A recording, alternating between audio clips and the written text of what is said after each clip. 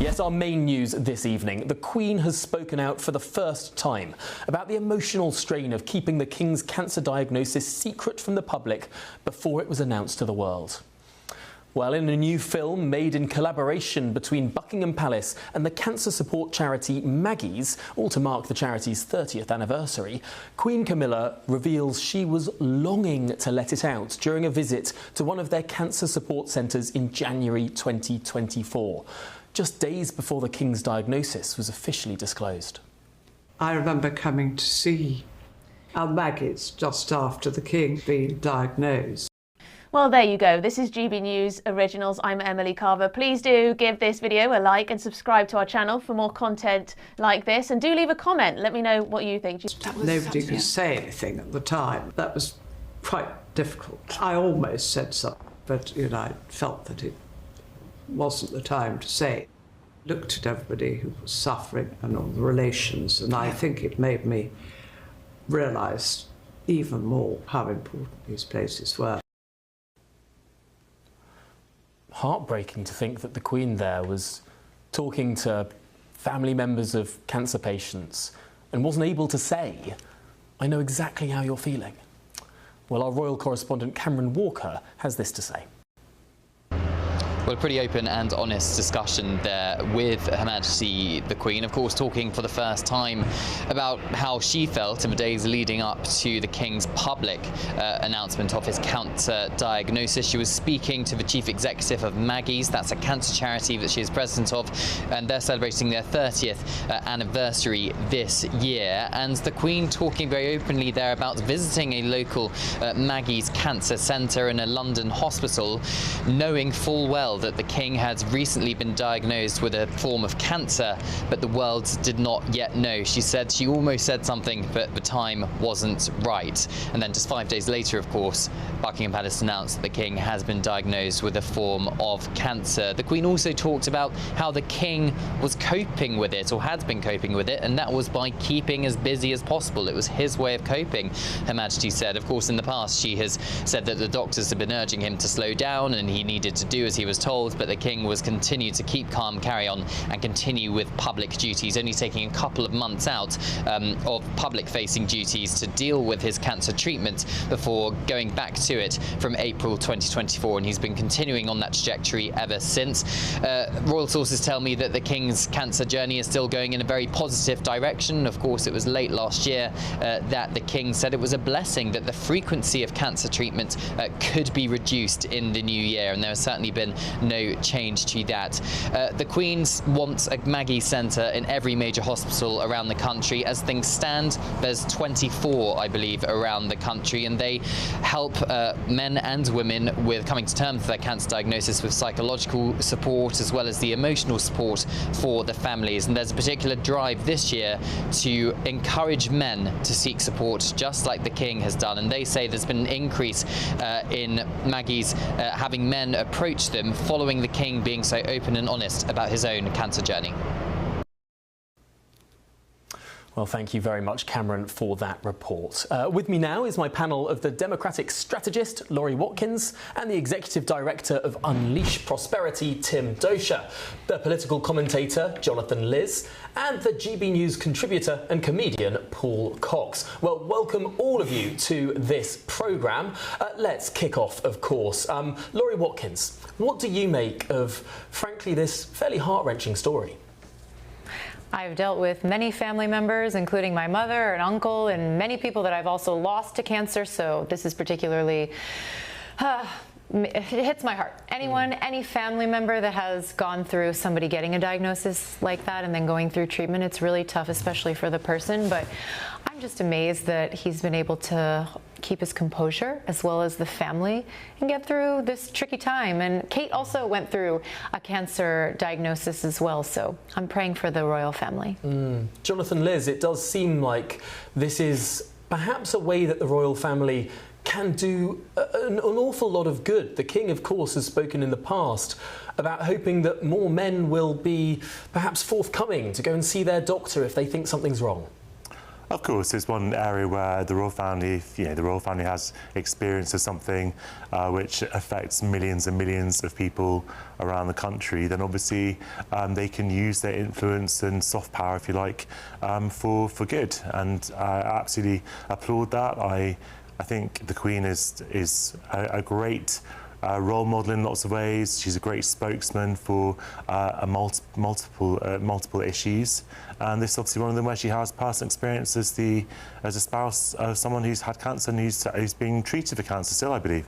I think I've actually been to Maggie's Centre. I think Maggie's has a centre at the Royal Free Hospital. I went there with a friend of mine a couple of years ago and was bowled over by how amazing the facilities were. Anyone can just drop in for a cup of tea, a chat, just gorgeous rooms, just lovely, lovely welcoming space, and that is really a very, very comforting sort of haven for people who have cancer, who have had cancer, and I think that their work absolutely should be trumpeted by the Queen. I'm very glad that she's doing so.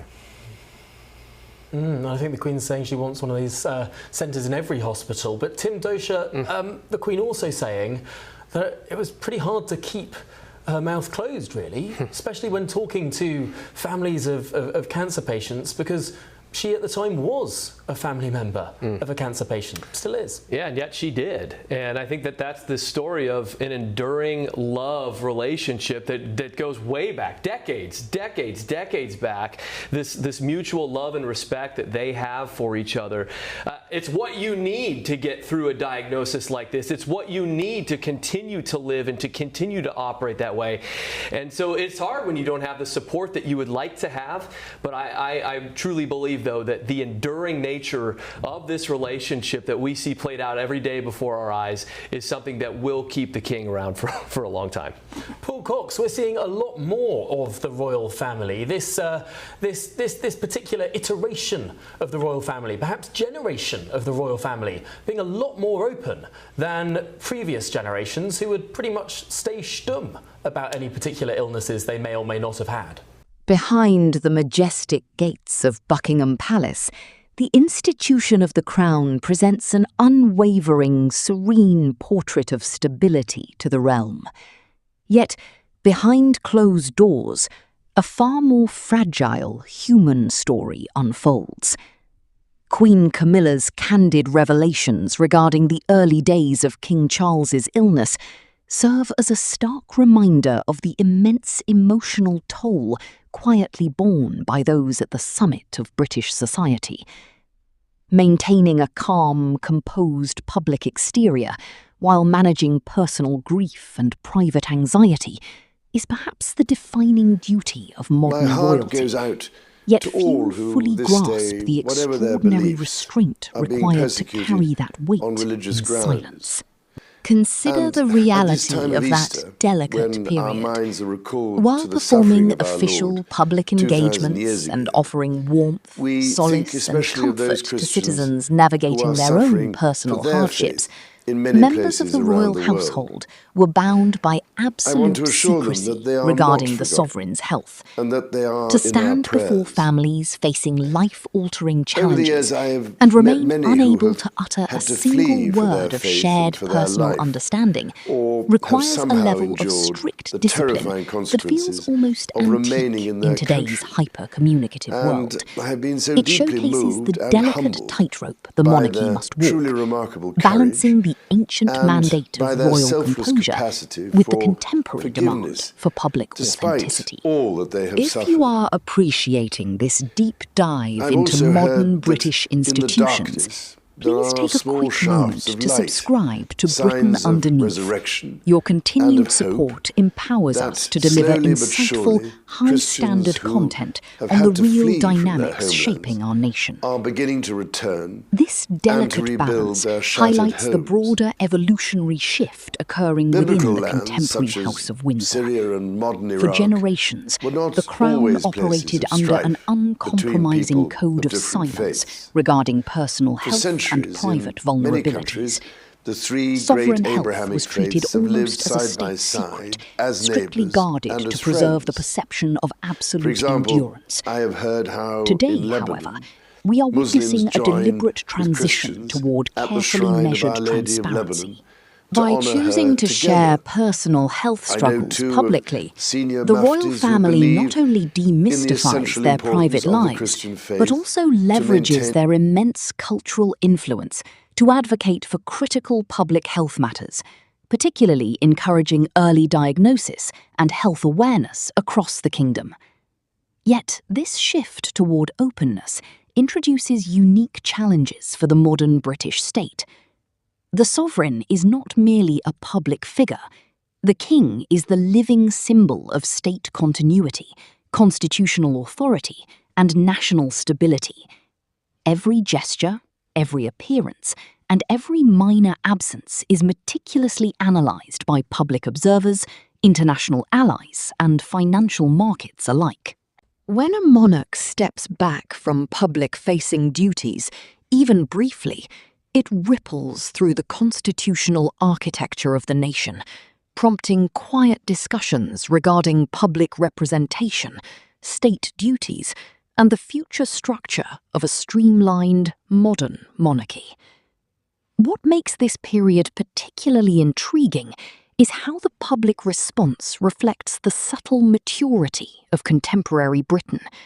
The traditional reverence for the crown has evolved into a far more nuanced appreciation for the human reality behind the institution.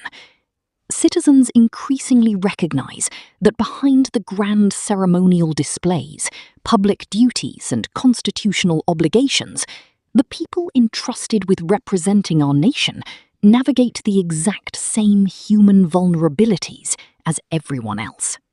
This shared human experience fosters a distinct, quiet respect, one that reinforces the quiet durability of the constitutional monarchy in 21st century Britain. As the king continues his public duties, alongside his ongoing medical care, supported steadfastly by the Queen, the nation is presented with a living model of fortitude. It demonstrates that tradition and modern vulnerability can coexist gracefully within our national story. The quiet resilience displayed within the royal household serves as an enduring reminder that the strength of our national institutions relies not on invulnerability, but on the grace, dignity, and determination with which they meet life's inevitable tests. Thank you so much for taking the time to stay informed with us today on Britain Underneath. Please consider subscribing to the channel. It takes only a second, costs nothing, and directly enables us to keep producing the high-standard, independent British political commentary you rely on. Do make sure to watch our previous analyses on screen, and we look forward to welcoming you back for our next release.